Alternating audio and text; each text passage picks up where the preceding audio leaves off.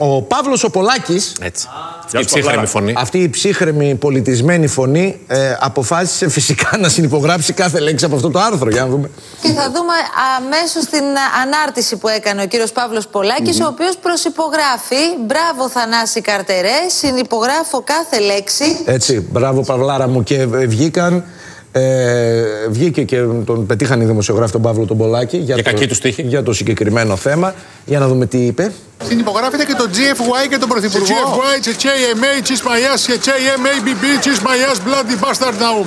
Βρε συνυπογράφω Καρτερό στο φούλα μαλάσι. Και FYMF που θα πει Fuck you motherfucker και WAA, What an asshole και σκέτο A, assholes. What the fuck. Μπα, έμαθες το what the fuck. WTF, μην μιλάς και εσύ σαν το κανάτσι. Σαν boomer, έχετε μια κυβέρνηση που τα έχει κάνει AFU. All fucked up, my love. Και εμείς τα λέμε στα ράτα για να τα καταλαβαίνετε. JTF, OPM, Get the fuck out, Prime Minister. Για να μην πω GTFO, SOTB.